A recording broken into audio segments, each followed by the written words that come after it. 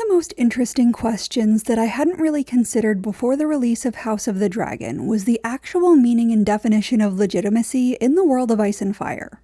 In Fire and Blood, the biological paternity of Rhaenyra's eldest 3 children, Jace, Luke, and Joffrey, was much vaguer than it is in House of the Dragon. But given that House of the Dragon has made it abundantly and unequivocally clear that Harwin Strong was in fact the father of Rhaenyra's first 3 children, and given that this was almost certainly done with George R. R. Martin's direction or at least consent, it seems safe to assume that despite the lack of clarity in Fire and Blood's narrative, the 3 strong boys were definitely Strongs and not Velaryons on the page just as they are on the screen. So on that basis alone, it's obvious that they are at least factually illegitimate. They are not the biological children of Rhaenyra's husband, and they were not born within the confines of a marriage between their mother and their father. And on that basis alone, I have generally treated them as illegitimate children on a legal basis as well. Therefore, I was surprised at the amount of pushback that I got on the notion that Rhaenyra not being their biological father made them illegitimate. And I was caught off guard by the pretty widely held belief that the Strong Boys are legitimate children and legitimate Velaryons simply because Rhaenyra, Corlys, and Viserys all treat them as such. Although there are obvious problems with this concept, as Vaemon Velaryon's challenge to Luke's claim to Driftmark most pointedly demonstrated, there is a surprising amount of real-world legal precedent to back up the idea that if a child is born into a marriage and the husband in that marriage accepts the child as his, then that child is therefore legitimate. Clearly, legitimacy and legal status varies throughout different countries and cultures. But there are plenty of examples of both medieval law and even current law that legally declares a child born in wedlock as a legitimate child of that woman's husband, even if they are not the child's biological father. And obviously, in the present day, there are means of contesting that automatic presumption of fatherhood if someone suspects that the assumed father isn't the biological father. But both in real history and in the world of Westeros, testing someone's DNA to confirm or deny that they are related to their supposed father is impossible. Familial law is obviously complex in its own right, but in scenarios such as we see with Rhaenyra's sons, it is even further complicated by the fact that legitimacy is the difference between inheriting an unfathomable amount of power and being a pariah of society. Ergo, Rhaenyra's motivation for passing her children off as Trueborn Velaryons is much higher, and the motivation for other Velaryons to dispute Luke's legitimacy is also much higher. On both sides, it can be a literal life or death conflict, so winning matters, and convincing the world of someone's legitimacy or illegitimacy is incredibly valuable and important.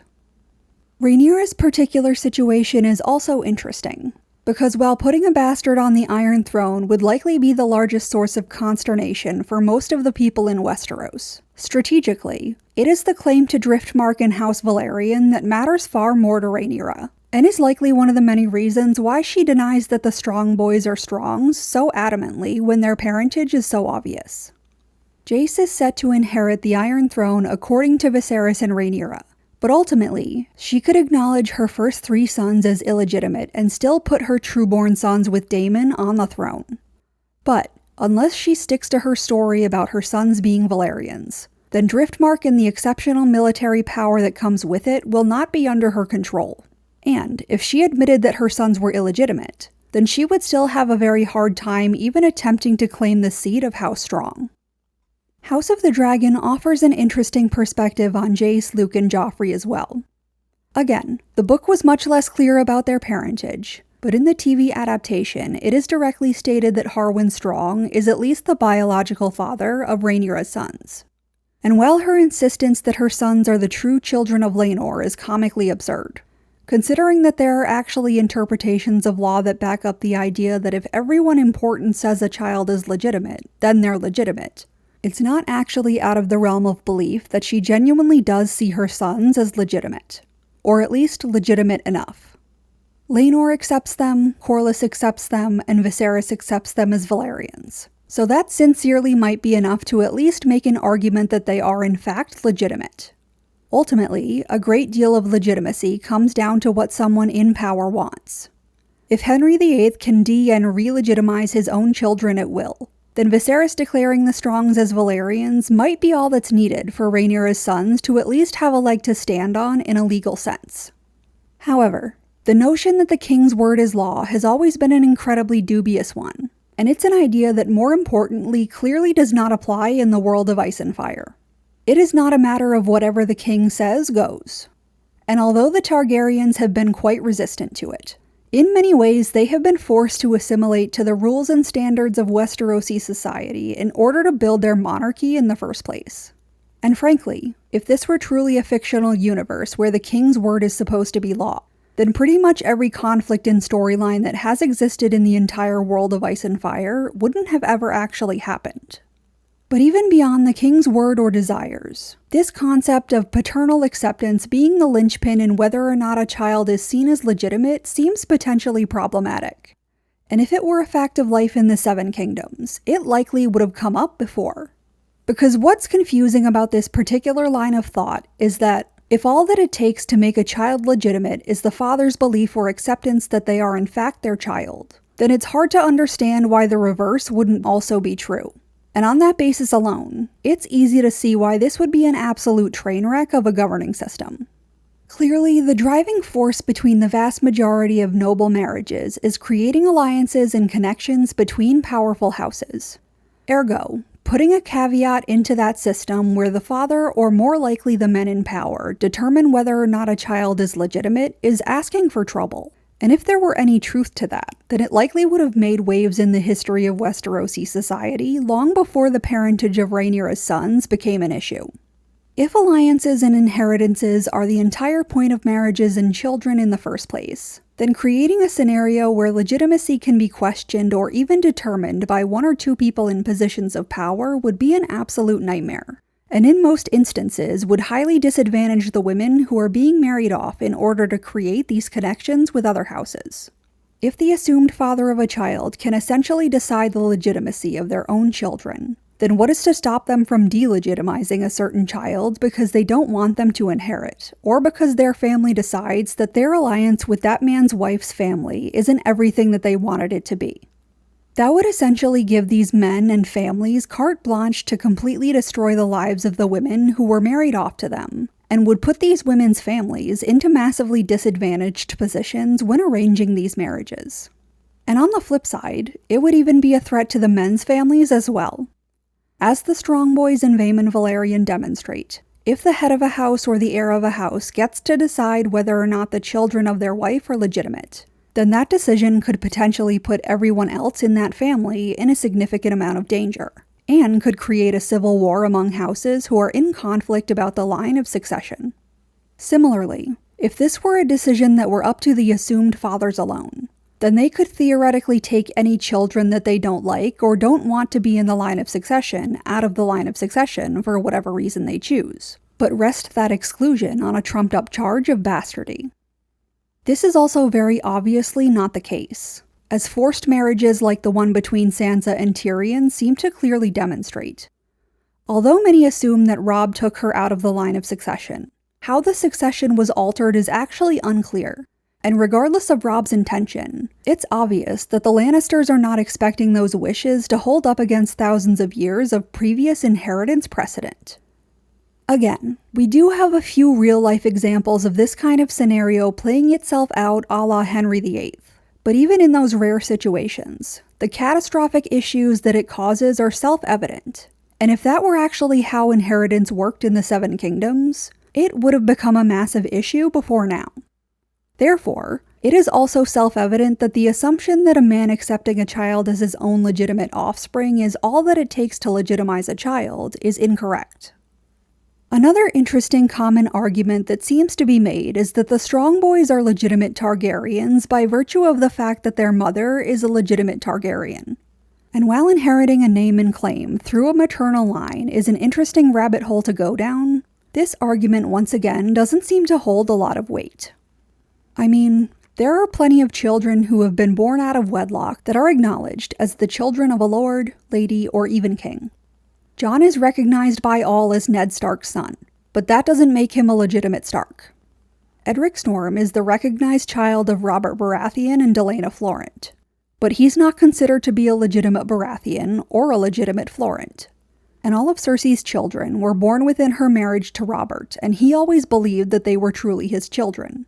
and yet their bastardy becomes the inciting factor for a literal civil war. There is obviously a remedy for this issue, in that illegitimate children can actually be legitimized. Viserys was in a position where he could have legitimized the strong boys, and if Rhaenyra inherited the throne, then she could have legally legitimized them as well.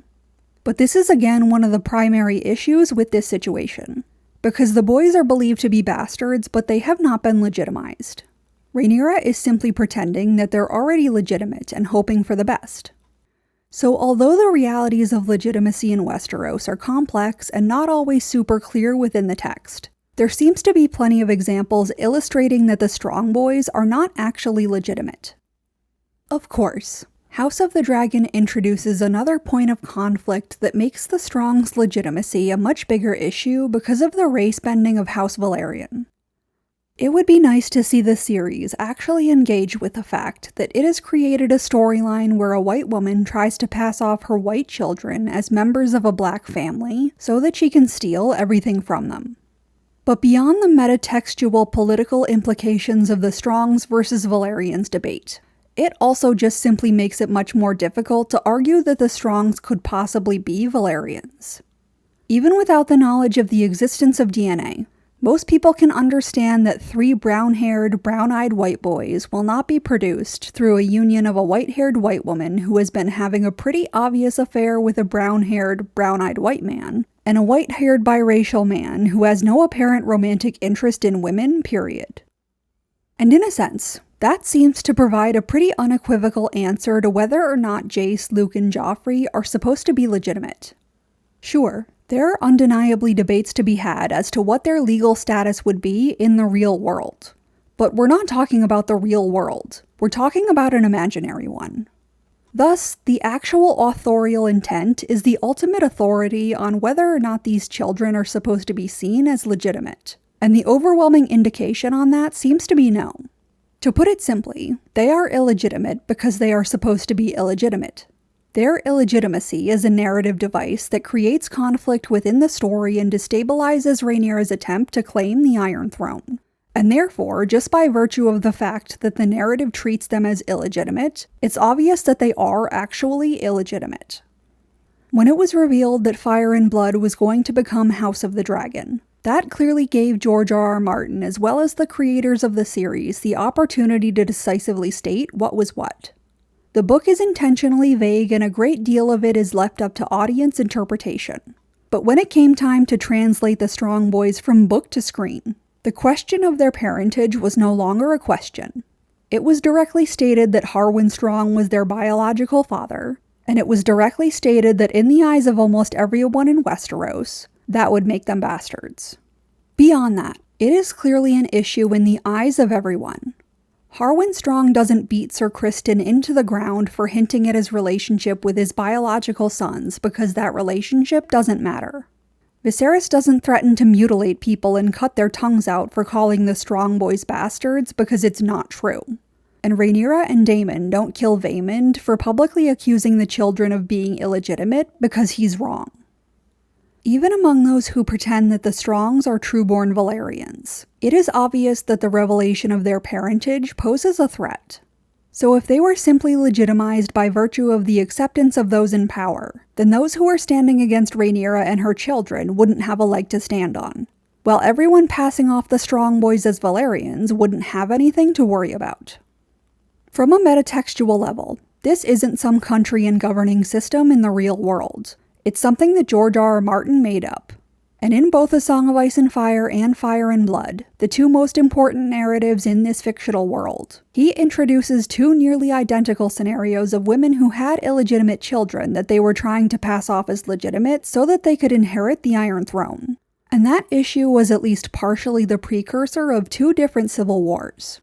So the notion that he created these narratives around a problem that wasn't actually supposed to be a problem at all, and especially the notion that he repeated the same scenario twice, but intended for Cersei's children to be seen as bastards, while Rhaenyra's children were supposed to be legitimate, simply does not make any sense. But with that said, that doesn't make George R.R. Martin's portrayal of these storylines immune from criticism either. Clearly they fit into the overarching narrative theme of people's beliefs oftentimes being more important than reality. Cersei and Rhaenyra's children are widely seen to be illegitimate simply because many people believe them to be illegitimate. But beyond that, the dubious legitimacy of the Strongboys and Cersei's children really lacks the necessary clarity, considering how important it is to the overall storyline and the history of Westeros. Yes, from the point of view of the reader, viewer, and author, the parentage of Rhaenyra and Cersei's kids is obvious. But the narrative over-relies on that external point of view and is incredibly light on in-universe explanations to justify the extreme response to what are essentially allegations of treason that are borderline impossible to actually prove. Clearly, the deaths of characters like Ned Stark and Vaemon Velaryon are meant to act as in-world proof of Rhaenyra and Cersei's guilt, and from a common-sense point of view, that is somewhat understandable. Again, in a common thread running throughout the series, silencing someone doesn't prove them to be a liar. It proves that you fear what they might say. But ultimately, the illegitimate children being passed off as legitimate has a catastrophic effect on the overall story. So the rules regarding legitimacy, as well as the laws that govern illegitimate children being passed off as legitimate, should probably be clearer. It's highly doubtful that Cersei and Rhaenyra were the first or last people to attempt this maneuver, so clearly there has to be a way of resolving it that doesn't involve a continent-wide war. And if we're meant to accept the idea that something like this could cause a civil war, then the rules surrounding it should probably be spelled out more clearly. However, regardless of the actual concrete rules regarding legitimacy in the world of Ice and Fire, the context clues are more than enough to at least decisively say that Rhaenyra's 3 oldest children would be considered bastards in the eyes of Westeros. Rhaenyra herself says that the accusations of her son's bastardy is an accusation towards her of the highest of treasons. Obviously, in the real world, arguments can be made that the children aren't bastards or that their biological father shouldn't matter. But in this world, Jace, Luke, and Joffrey are illegitimate. But what do you think? Leave your comments and opinions below, and if you're interested in more content like this, like and subscribe.